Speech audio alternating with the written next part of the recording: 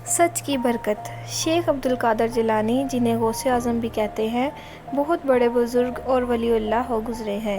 آپ کی ساری زندگی تبلیغ و اشاعت اسلام میں گزری۔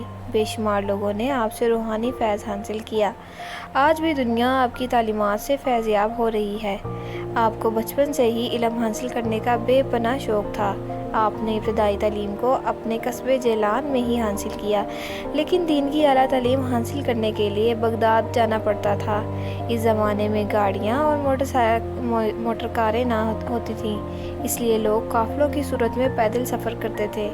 چنانچہ آپ کی والدہ نے آپ کو بھی بغداد جانے والے ایک قافلے کے ہمراہ روانہ کر دیا۔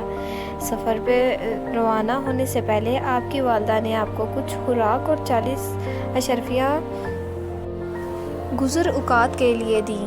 آپ کی والدہ نے یہ اشرفیاں آپ کی قمیض کی تہہ میں سی دیں تاکہ محفوظ رہیں، اور چلتے وقت آپ کو خاص طور پر یہ نصیحت کی کہ بیٹا، ہمیشہ سچ بولنا اور جھوٹ کے قریب نہ جانا۔ آپ نے ماں کی اس نصیحت کو غور سے سنا اور سفر پہ روانہ ہو گئے۔ قافلے کے لوگ ڈرتے ڈرتے سفر پہ روانہ ہوئے۔ انہیں اس بات کا بھی خدشہ تھا کہ کہیں راستے میں ڈاکو قافلے پر حملہ نہ کر دیں، کیونکہ ان دنوں راستے غیر محفوظ تھے اور ڈاکو اکثر قافلوں کو لوٹ لیا کرتے تھے۔ آخر وہی ہوا جس بات کا ڈر تھا۔ قافلے نے ابھی سفر کی 2 منزل ہی طے کی تھی کہ ڈاکوؤں کی ایک گروہ نے رات کی تاریکی میں اس پر حملہ کر دیا۔ تمام قافلے میں افراتفری اور بھگدڑ مچ گئی اور ڈاکوؤں نے اہل قافلہ کو خوب لوٹا۔ اب ڈاکو شیخ عبدالقادر جیلانی کے پاس آیا اور کہنے لگا، لڑکے، تیرے پاس کیا ہے؟ آپ نے جواب دیا، میرے پاس 40 اشرفیاں ہیں جو میری قمیض کی تہہ میں سلی ہوئی ہیں۔ ڈاکو نے آپ کی اس بات کو مذاق سمجھا اور ہنستا ہوا آگے گزر گیا۔ اتنے میں ایک اور ڈاکو آپ کے پاس آیا اور وہی سوال کیا۔ آپ نے پھر وہی جواب دیا۔ وہ ڈاکو یہ جواب سن کر حیران ہوا اور آپ کو پکڑ کر اپنے سردار کے پاس لے گیا۔ ڈاکو کے سردار نے تعجب سے آپ کو دیکھا اور پوچھا، لڑکے، سچ مچ بتا، تیرے پاس کیا ہے؟ آپ نے وہی بات دہرائی۔ آپ کی یہ بات سن کر سردار کی حیرت کی انتہا نہ رہی۔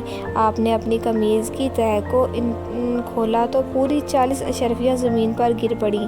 اشرفیاں دیکھ کر سردار کی آنکھیں حیرت سے کھلی کی کھلی رہ گئیں۔